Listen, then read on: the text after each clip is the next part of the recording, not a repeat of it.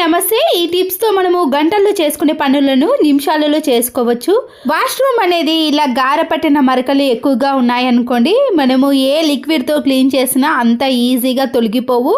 Time కూడా చాలా ఎక్కువగా తీసుకుంటుందండి.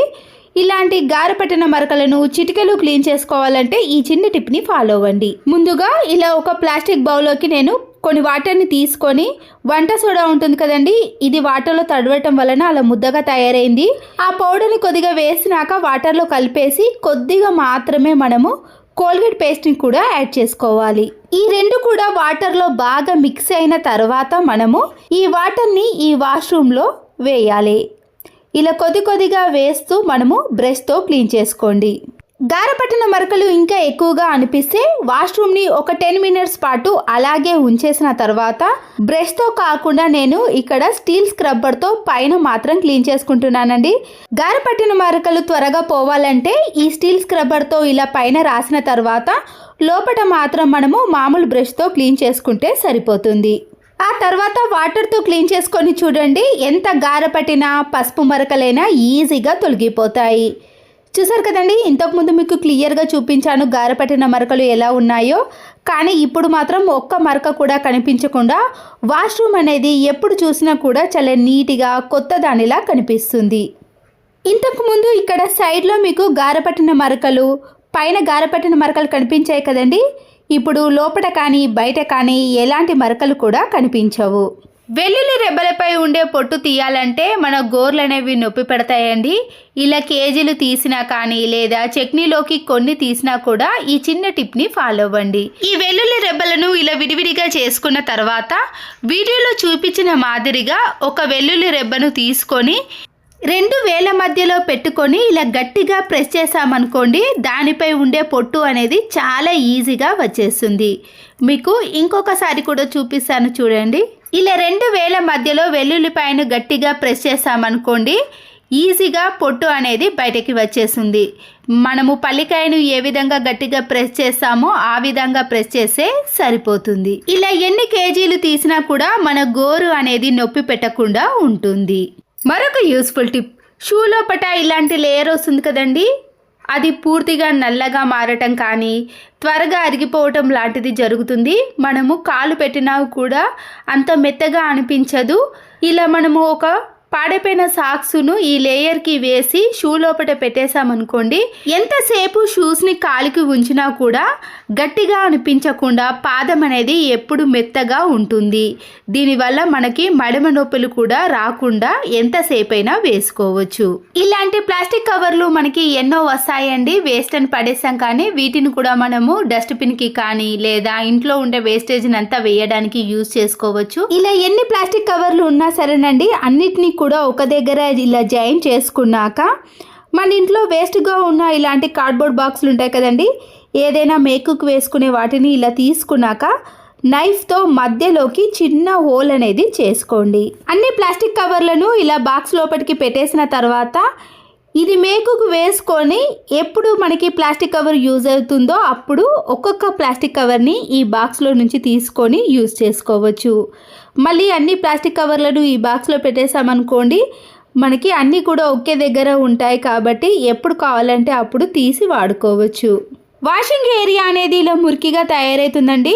ఎందుకంటే మనము వాషింగ్ మిషన్లో బట్టలు వేసినప్పుడు దాని మురికి అంతా కూడా ఇలా టైల్స్ పైన పడి జిడ్డుగా తయారవుతుంది. దీనికోసం మనం ముందుగా ఇలా వాటర్ని కొన్ని బౌల్లో వేసి బాగా వేడి చేసినాక సర్ఫ్ కానీ ఏదైనా లిక్విడ్ని కొద్దిగా వేయండి. ఆ తర్వాత వెనిగర్ని కూడా వేసుకోవాలి. ఈ వాటర్ అనేది ఇలా 2-3 పొంగులు వచ్చేంత వరకు వేడి చేసుకున్నాక స్టవ్ ఆఫ్ చేసేయండి. ఇప్పుడు వాషింగ్ ఏరియాలో ఇలా బాగా వేడి చేసిన వాటర్ని కొద్దిగా వేసుకుంటూ మన ఇంట్లో ఉండే బ్రష్తో ఈ మురికినంతా కూడా క్లీన్ చేసుకోవాలి. ఈ వాటర్ అనేది పూర్తిగా చల్లారక ముందే మనము ఇలా బ్రష్తో క్లీన్ చేసుకున్నాం అనుకోండి, పైన ఉన్న మురికి అంతా కూడా తొలగిపోతుంది. ఇలా మనము బ్రష్తో రాస్తున్నప్పుడే చూస్తున్నారు కదండి, మురికి అంతా కూడా పోతుంది. ఆ తర్వాత మనము ఇలా ఫ్రెష్ వాటర్తో క్లీన్ చేసుకున్నాం అనుకోండి, టైల్స్ పైన ఉండే జిడ్డు కూడా పూర్తిగా తొలగిపోతుంది.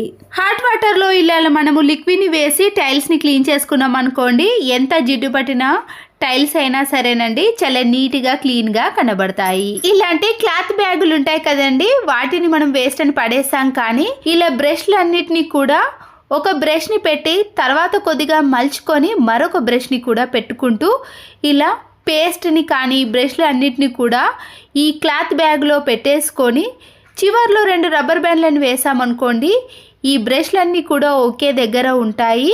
మనము ఎక్కడికైనా టూర్కి వెళ్ళినప్పుడు కానీ వాటర్ని అంతా కూడా పీల్చేసుకోవాలి అంటే ఇలా క్లాత్ బ్యాగ్లో పెట్టేసుకొని ఎక్కడికైనా తీసుకెళ్ళవచ్చు. ఇలాంటి ప్యాకెట్ లోపల కొద్దిగా ఏదైనా ఉందనుకోండి, మనము చేత్తో ప్రెస్ చేసినా కూడా రాదు.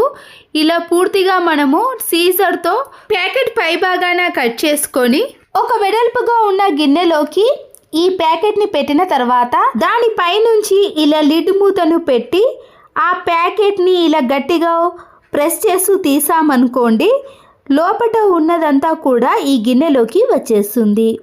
ఇలా ప్యాకెట్లో కొద్దిగా కూడా వేస్టేజ్ కాకుండా ఉండాలంటే మనము ఈ చిన్న టిప్ని ఫాలో అవ్వండి. కవర్లో కొంచెం కూడా మిగలకుండా ఇలా ఏది కూడా వేస్టేజ్ చేసుకోకుండా ఉండాలంటే ఇలాంటి చిన్న చిన్న టిప్స్ని ఫాలో అవ్వాలి.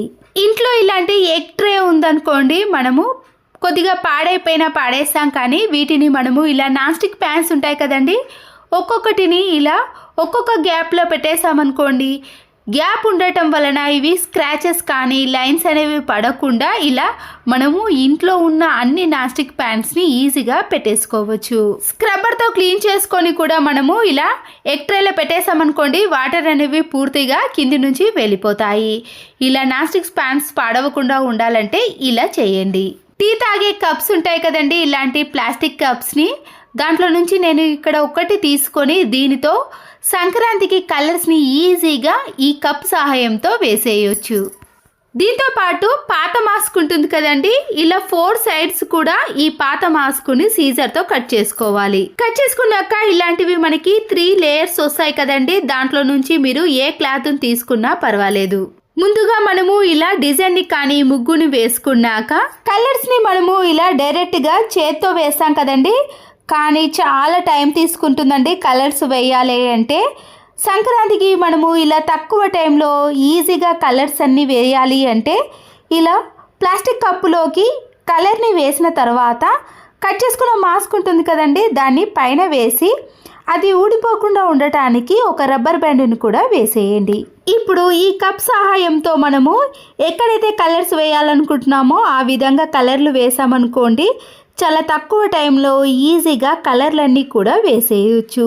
ఇంకా మాస్క్ అంటే నెట్టెడ్ క్లాత్ ఉంటుంది కదండి, ఆ నెట్టెడ్ క్లాత్తో కూడా వేశారనుకోండి, ఈ కలర్స్ అనేవి ఇంకా నీట్గా వస్తాయి. చూసారు కదండి, ఇలా సంక్రాంతికి మీరు కలర్స్ వేయాలంటే ఇలాంటి చిన్న చిన్న టిప్స్ని ఫాలో అవ్వండి.